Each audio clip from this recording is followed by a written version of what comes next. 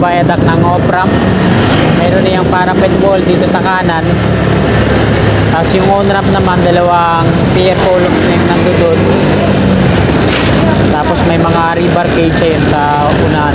Sinimulan ko to, walang naniniwala sa paligid ko. Ano? Magandang hapon, Luzon, Visayas at Mindanao. Andito ulit tayo sa may flyover. Ito po yun. Mula dun sa Padre Jacinto Zamora Bridge, yung flyover na to. At patungo yan dito sa may Pedro Hill Street. Pagdating dun sa dulo, sa may Pedro Hill Street, pababa din yan. Bababa dito sa ilalim ng Skyway. At pag nakalagpas sa Skyway, siya namang paakyat ulit. Patungo na dun sa Paco Station. So ganyan yung magiging status dito sa NSCR. So ngayon nga, andun nagdidrill sila sa unahan. Tapos dito may mga 6 piles na nakabaon. So pag nagumpisa na silang gumawa ng pile cap at columns, hukayin nila ulit yan. Tapos tatayuan ng isang column sa gitna. Yan. Patungo na yan dito sa may Padre Jacinto Zamora Bridge. So ayan, mamaya silipin din natin dun sa may tulay. So dito naman tayo sa kabila, mga kasikap. Ito naman yung Skyway Stage 3 Section 2A. Yan. Ito po yung Skyway Stage 3. Patungo po yan ng Buendia. Ayan naman yung patungong dulo sa may Balintawak Footbridge. So ngayon, ito na yung status ngayon dito. Ayan na lang yung bukod tangin na hindi pa tapos. Yan. Yung pierhead ng northbound. Tapos yung mga kasama niya dito, lahat na yan konkreto at ayan, tinatanggalan na nga ng mga forma yung iba, yung dito. Tapos dyan na yan, sa may bakante dyan, yung na-demolish na at nakahanda na para sa drilling. Ayan, may nakita na nga ako dun mga container tanks. Baka dito na yun dadalhin, no? Kasi Bauer kasi ang magdidrill dyan, sila yung patiuna. Patungo na yan ng PUP Santa Mesa kung saan i-connect yung NLEX, sa NLEX connector. Ayan.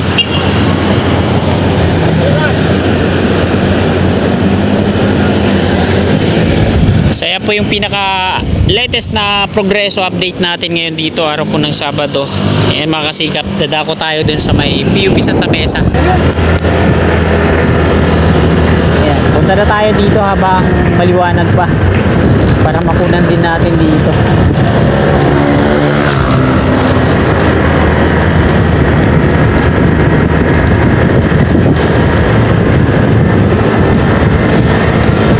Yung right of way ng Skyway Section 2A sa kanan.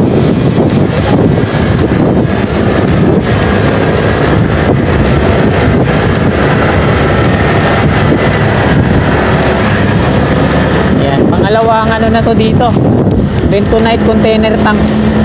Ayan. Yung nandoon yun sa unahan, mga kasikap, na kinukuha nila, tinatanggal dun sa unahan, tapos dadalhin yan dito.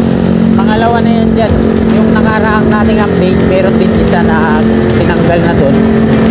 Ngayon makikita natin yan kung saan galing. Pero bago tayo magtuloy-tuloy dun, dito muna silipin natin.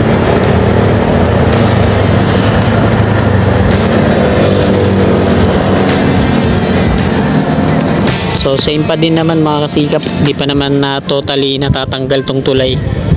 Yan, dito sa baba, oh. Yan yung mga workers nila. Tapos yan, wala dito hanggang dun sa dulo. So hindi pa naman totally na demolish itong ano. Pero dun sa unahan, yung mga girders na lang yung kabilaan. Tapos dito may mga wooden rail sleepers pa dito. Dito na naman yung mga nangahunting ng bakal. Pag nakita sila ng gwardiya, tingnan nyo, andyan lang yung gwardiya, eh. Pag nakita yan, palalabasin niya kasi taas nga ng bakod dun, dito sila dumadaan, no? Dito sila umakyat.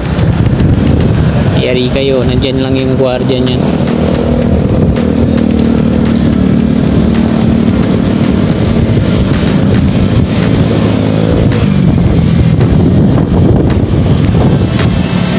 Hindi na sila makalabas dun. Taas niyan. So ayan mga kasikap, nakunan na natin dito. Diretso tayo dun sa unahan.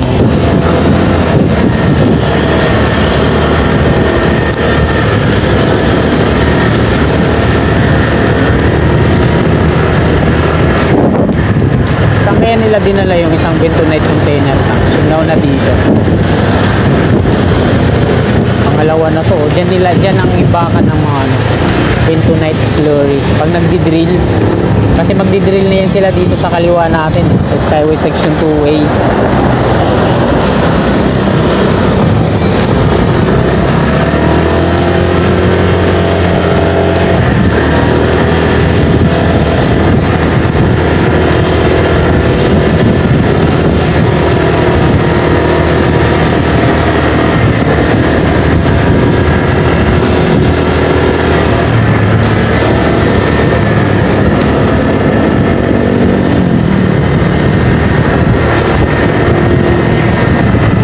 Adjust na nila yung tali, yung karang sa tungo dito.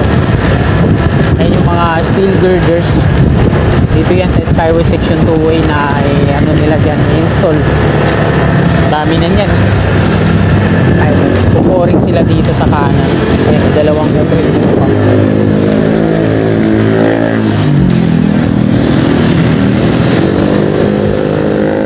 Dumduma Construction and Trading Corporation yung gumagawa dito. Dito yung double decker mga kababayan. Dito nila install yan yung mga steel girders nila.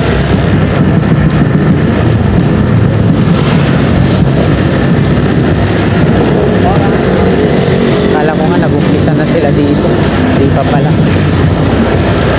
Ayan o, dalawa na lang yung bentonite container tanks dito. Dalawa na yung natanggal nila sa Bower. Sa Bower po yan.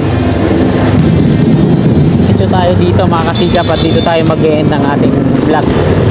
Ayan yung viaduct ng off-ramp. Meron na yung parapet wall dito sa kanan. Tapos yung on-ramp naman, dalawang pier columns na yung nandoon. Tapos may mga rebar cage yun sa unahan. Ginagawa ng dumduma. Nagkukongkreto na sila. Hanggang dito yun sa may gasolinahan.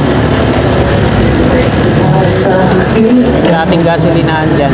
Tapos ito naman yung Old Santa Mesa Street. Ayan yung sa gasolinahan yung magiging entry. Ito naman yung off-ramp.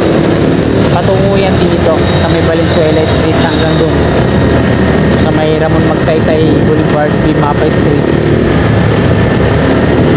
At ayan lang mga kasikap, hanggang dito na lang itong update natin ngayong araw po ng Sabado, ka-2 ng Mayo taong 2026.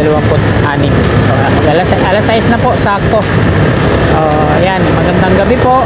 God bless.